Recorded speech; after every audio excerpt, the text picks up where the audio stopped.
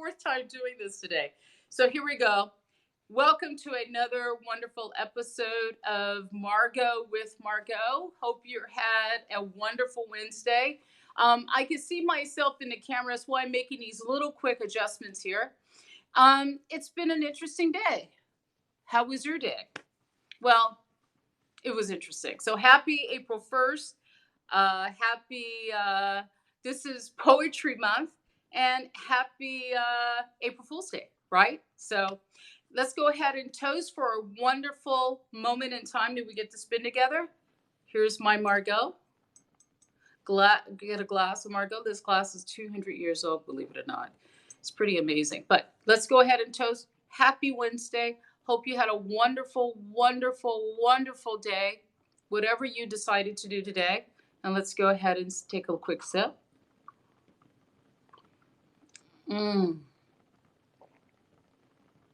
Doesn't it feel good to just have a moment where you just do nothing and you don't have to think about coronavirus, which is a pretty intense subject. So we're going to go ahead and talk a little bit about it, but I'm going to talk about more positive things, because talking about coronavirus all the time, all day, gets a little old and it gets pretty depressing. So we're going to talk about a little bit, and then we're going to talk about some other stuff. So obviously, I just want to point out something. I'm very sorry to hear about the loss of lives today in the United States. When you look at the numbers, it's pretty daunting and pretty shocking.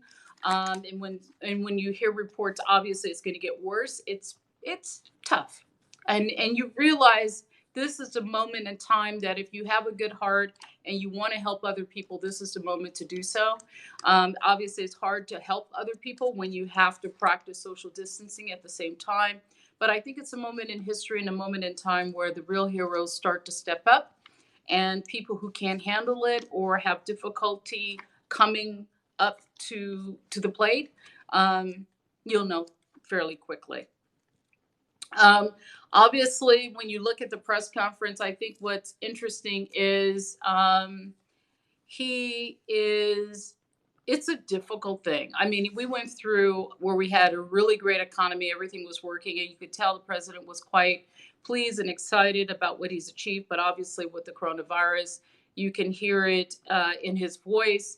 And also, when you look at everyone that's involved, it's a pretty dark number. And I think what's another thing that's interesting is there's a feeling of no control. Because when you know what's going to happen a month from now, or 3 weeks from now, or 2 months, you can plan, right? And if you're like me, an A-type personality, you can sit down and write your plans. All of a sudden, you wake up one day and the entire rug has been pulled from under you. Now, if you're a person who's had challenges and who've risen to the occasion, usually entrepreneurs are people who have great success. If they've had really tough decisions to make, they've had to mature and grow. But for the rest of us who haven't had these types of really big challenges, it's a moment where we're collectively are waking up. So if you're a person who had a really good job, or you're a young person who felt your future was completely planned out, I was going to do this, and there was a sense of comfort, right? Because you sort of knew what you could count on and you knew what you couldn't count on. You can make plans. You can come up with a strategy, and you can come up with a plan. Now, collectively, we're all going into the unknown. And that's actually quite frightening, right? You can't make a plan. You think what's going to happen next year could happen, may not happen. It's a pretty daunting reality. But what's interesting about this, we're all going through it together. It's not an individual thing. It's not something that you're doing and I'm going through. We're all going through it in our own way, in our own perception, in our own reality. So whether you're famous and successful, whether you're just a person, I don't know, to do anything, we're all faced with it. So there's no one that can get around it.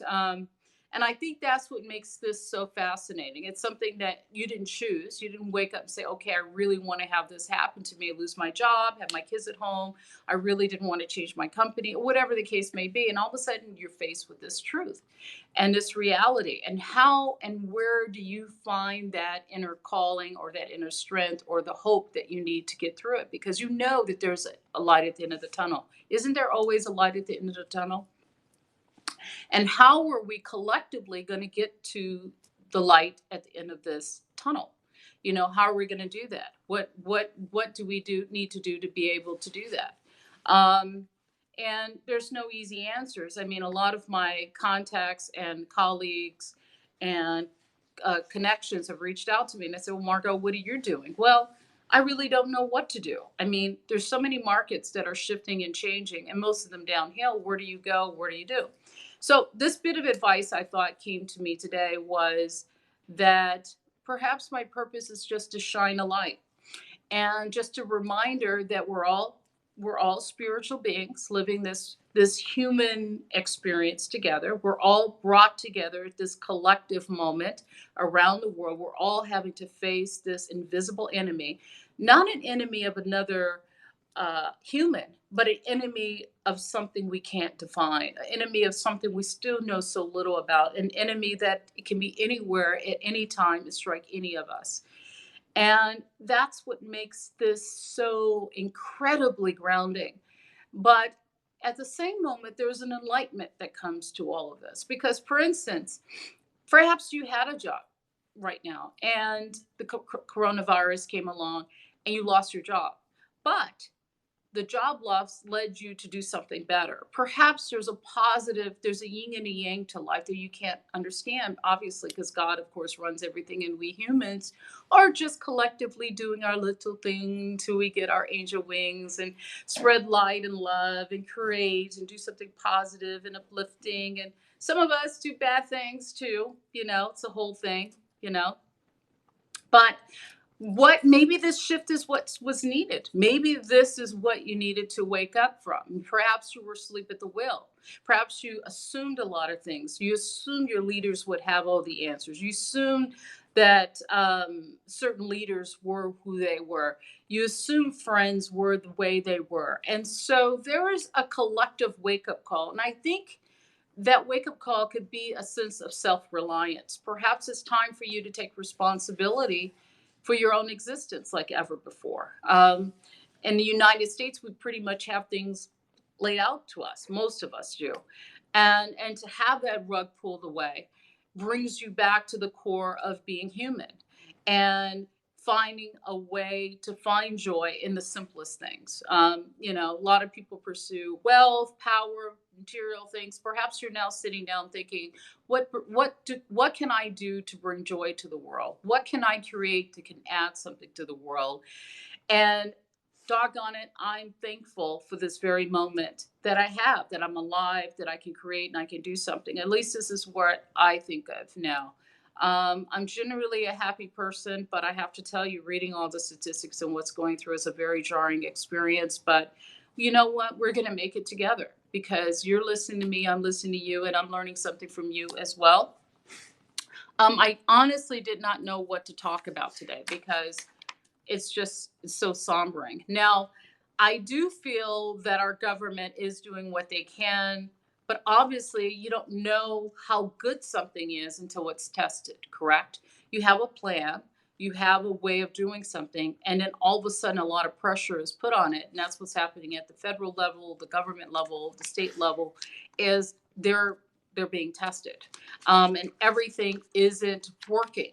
And you have to correct those corrections. And that's what good leaders do. They go out and they try to be aspirational, but they have to make corrections. They have to shift the plan or the cause or whatever direction that they're going through. And you just have to ask yourself, where do I fall into all this? Am I going to listen to the higher angels and stay a person of great faith, a great enthusiasm in the light of such darkness, and still move forward and still do something positive? Or will I listen to the sort of darker natures, fear and anger and pain and feeling of aloneness and isolation that can lead to bad thinking and, of course, bad behavior? But I do know that the first place it starts with us individually, me talking to you relating to me, and understanding that we have to trust each other. I have to trust you, you have to trust me, and we have to trust humanity, that the goodness of us. Human beings have been around a long time, and I think this is just another wake up call for us to all understand where we are in the world and what we can do, and trust our leaders. I think the real leaders, the ones are going to stand up and do good, and the ones that can't handle the load, or people that can't, they'll move away. So this is a great kind of a shakeup that was unexpected. But I, like anything in life, whenever there's a negative, I always feel there's a positive. There's always a lesson. There's always something we can gain and learn from it. And that's kind of like where we are when we deal with COVID-19, our invisible, terrible enemy that lurks between us. I am going to start to talk about movies and television again. I'm just getting my notes, going through everything, catching up on my TV shows and movies, and I'm going to start suggesting television shows and movies. Some of the things that I started exploring today is Poetry Day. So all you wonderful poets out there, maybe this is a good time to write poetry. Perhaps we can have an online poetry contest. This is Poetry Month. This is a time to think. Perhaps you never really had a chance to think. You've been on the go since you were a child, and now you finally have a chance to think. And what if you're a kid sitting at home, bored to death? Maybe this is time for you to think about what you want to create and what you want to be a part of, and what your natural talents tell you where you should go and what you should do. Perhaps you follow your heart. And you decide what path that it is that you're going to take. My husband always comment, "Hey, can you do a show that's funny?" Do you know how difficult it is for me to be funny? I am not like on live kind of funny. So I'm trying to be interesting. I'm trying to be funny, but it's hard to be funny when you're talking about something as somber as coronavirus. So there are a couple of things. One, stay on top of it. If you apply for unemployment, keep in mind, I'm reading reports it could take anywhere from 4 to 6 weeks. So the sooner you start applying for everything, the better, because it's a race against time.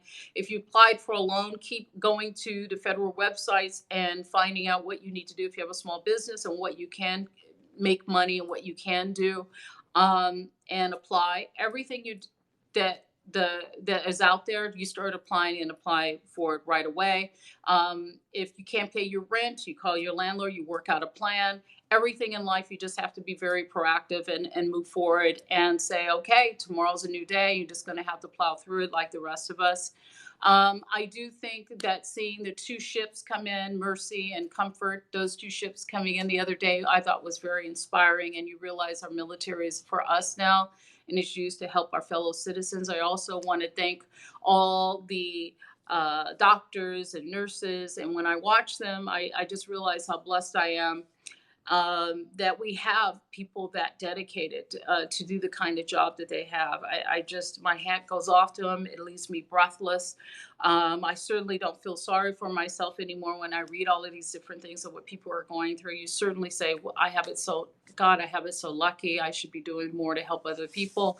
I think what's interesting too is everybody's video. Have you noticed this as well, that a lot of the television newscasts are doing it all from their home and using different services, because we're all so isolated, but yet technology has brought it together, and we're so incredibly blessed that we have this technology in front of us that we can utilize and communicate with each other.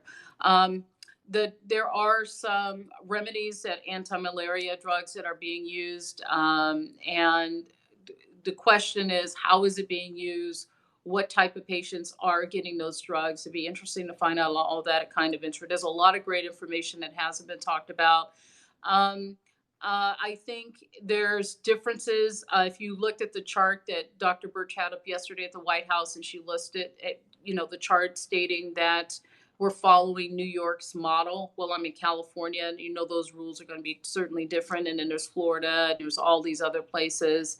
And they're analysts, and they are trying to figure this model out. But obviously, when you have so little data, even the New York data doesn't really apply to California, and California can't apply to Florida and Louisiana and other parts of or Michigan or any other the parts that are going through this. It's difficult to find. That's why I just feel that you have to use your own instincts. You're going to have to make some decisions that are not going to be easy. You have to look at what is out there and what our leaders are doing, but individually, it's going to be up to you to decide what it is that you're going to do to help to navigate all of this. Surprisingly, there's a lot of great organizations that are popping up. I love all the celebrities that are giving money, and I'm doing what I can, but I think a lot of people are stepping up to the plate. This is a humanitarian effort, and we're all in this together, fighting this invisible thing. I don't know what life is going to be after this. I mean, there's this whole discussion of the new normal. What will normal life be like? Will we be taking our temperature? I have to share with you a really interesting story. So I have a chiropractor, and what his office did today, which I thought was really smart, was they took the temperature of everybody coming in the office. Perhaps that's something that we're going to be doing. Perhaps they'll take a temperature when you go to the grocery store or the bank. I don't know what ideas are being explored, but how do we keep our independence and our individuality and also notify who has coronavirus and how this whole thing goes? So it's a really fascinating time. I don't even know. You know what's interesting? The person I was 3 months ago and the kinds of things I was thinking about, I don't even think about those things anymore. Isn't it interesting how one shift can totally uplift your whole thinking? You sort of redefine who you are, where you're going. And this changes all of our relationships to each other. This is a wake up call and a level that is so rare. So we'll see how life continues to move forward as well. I do want to share with you a few books. A lot of times people ask me what kind of books are good to read if you're getting in business. One of the best books, which is very simple to read, is Man Thinketh by James Allen. I don't know if you ever read that book, but let me just do a little quick test real quick. It's called A Man Thinketh. Now, I read the book a number of years ago, and when I met my husband, he read the book as well. We just both felt it's one of the best self-help books out there because it talks about the power of intention, the power of your mind, the power of your thoughts, the power of your words. And you manifest and bring to you what your mind focuses on. That's why it's really important to be positive. Collectively, we need to be sending healing energy, healing thoughts, and support our leaders, our congressmen, our president, our city councilmen. These people are in a leadership position, and we all win when they win. So we want to send out loving thoughts, positive thoughts, and support those individuals because they're the ones that's going to help us get out of it. And so I send all my love to them. I wish them all the wonderful support that I can. And I think it's important for us to send out positive, loving thoughts to everyone because what you believe, what your mind focuses on is what you manifest and create in your life. And I've seen it happen to many friends of mine. I've seen it happen to myself over time. And so what you believe, you create. So it's important to stay positive, stay hopeful, stay loving, stay kind, stay in the moment, be forgiving of yourself. And if you're really tough on yourself, you need to let all that go, be happy. If you have some mental challenges, emotional challenges, all those feelings you have of alienation, loneliness, depression are all completely normal. I think one of the things that positive thing may happen from all of this is the stigma around mental illness, because typically people don't want to get classified with any label. But I think this is a time that we take away all those labels, that we realize that you and me are in this together. I may have a different skill set. You may have a different skill set. You may come from a different family or look completely different. But at the end of the day, we're all human. We're all exist in this moment in time, and we have to be here for one another. Another thing I've noticed too is the news is not as tactful toward each other as it once was. I do see that there more and more stories, positive stories are coming out, which I think is great, showing people who are 6-year-old who creates all these different packages and gives to people. So there's some positive messages that are, and people are doing some positive things, which I think is incredible to see, and it's incredible to be a part of. Another wonderful book, besides A Man Thinketh, is Think and Grow Rich. I don't know, have you guys read that book? It's a really successful book. Now, two of my friends who are self-made billionaires both read the book, and one of them told me he read the book when he was a teenager, and that inspired him, that he knew he would be very wealthy. And of course, he went on to become a self-made billionaire. And another person read the book in their mid 20s, and of course, they used some of those principles as well. If you like a copy, an ebook copy of the book, I can certainly send it to you. Just reach out to my assistant, graceyandkwhite@gmail.com. And also the book, A Man Thinketh, I'll get a copy to you as well, an ebook copy. Just go graceyandkwhite@gmail.com. Perhaps this is a time to sort of reflect on where you are, what you can do, and where you can go. Um, don't let your race, how you look, your gender define who you are. You're a human being first, and all of that is what makes you special. So you have to see yourself in that particular light, and anything is possible. Anything is possible within reason, of course. But you have to keep a positive attitude. You have to stay hopeful and wonderful. So tomorrow, I'm going to start the television shows and movies and some of the things that I enjoy and I like. I didn't know what to talk about today. I really didn't want to talk about coronavirus to death. Obviously, go to coronavirus.gov. It has some really great information there. But once you get information, whatever information you get in the world, whether it's watching the news, reading reports, you have to use your common sense. I even noticed a month ago that when I heard about coronavirus, people were just really walking around, and I knew about the 6 foot rule. And it's great that I'm starting to see that people are doing that, especially in California, because that's where I am right at the moment. And people are adhering to all those standards, which is really really good to do, because I'm hoping it doesn't get as bad as it obviously is in New York, and for people to say, well, it's going to happen over. I'm still trying to be very positive. I do know that your attitude does affect your immune system, so be positive, positive, positive, and pray. I'm reading accounts of people doing prayer. One gentleman felt that he was saved because of God came to him while he was in the hospital in the middle of the night, said, "You're going to make it." Um, I do believe there's a spiritual sense to us all. I mean, we all have that choice to be uplifting and inspire and listen to our good angels that are around us and our higher self, or we have the choice of being selfish and all the darker areas, which I think is very destructive to all of us in the long run. Um, how do I think people will view us? I think people in the future will view us as quite courageous, that we made it through. We'll have these great stories that we can tell.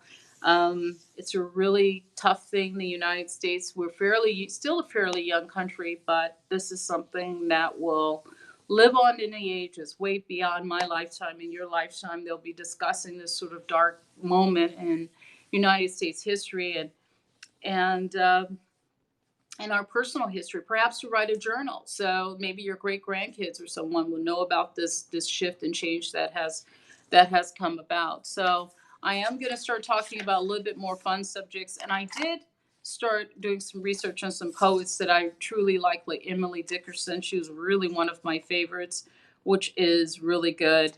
But continue to stay healthy. I do some walking, which is pretty good. Makes me feel good. And don't watch too much news. Stay away from it. Only take seeds of it, and stay happy and helpful and happy and positive. And we will get this together. You guys are really special to me. I had no idea 2 months ago we talk about coronavirus. I thought I'd be talking about makeup. It just seems so trivial, huh? Makeup, good wine, how to date, how to find the love of your life. My goodness, how can you find the love of your life if you got to be isolated? So that certainly have changed my focus, and I have to redefine who I am and where I want to go with the rest of the time that I have in this world. We only have so much time, and before I get my angel wings, and what kind of impact or what positive goodness that I can leave behind for others to enjoy. I think we all can do this, whether it's in our own lives, our own kids, and be a fighter and a warrior. And we're going to make it through this together. I just want to thank you for taking the time to join me for my another wonderful episode of Margaux with Margaux. Here we go. And all those who's passed because of coronavirus, our hearts are with you. And if you have coronavirus, I wish you a speedy recovery. And we care about you. And But I'm available on all social media sites, Instagram, Twitter, and LinkedIn, and some other places as well. Tomorrow I have some more really juicy information I feel that's really good that I think can be of service and that can help. But I think take advantage of all the programs that are out there that dealing with coronavirus. It's okay to question your leaders. I'm of the belief you should wear a mask. I've been wearing one for about a month now. My husband wears a full mask, my goodness, because he's a little bit older and everything. We are so careful. It's kind of bizarre how careful we are. I'm wiping down everything. So be careful, be mindful. You're special. I love you guys. You guys are my friends. We're going to get this. We're going to get through this together. Have a 1 month plan, a 2 month plan, a 3 month plan. All the material things don't matter. Just keep your psychological mind healthy and strong. If you want a copy of those 2 books, I'll have my assistant email it to you. Just drop me a line at graceandkwhite@gmail.com. The 2 books are Think and Grow Rich and A Man Thinketh, and we'll get that sent to you. Maybe you can figure out a way, maybe develop new ideas. I'm an investor and I was at one point looking for certain things, but I decided to kind of wait and see how this whole thing plays out. And we'll talk about business as well and some of the other projects that I have that I'm working on. So I love you guys. Thank you for joining me for another wonderful episode of Margaux with Margaux. Mm. God bless. Take care. Bye bye.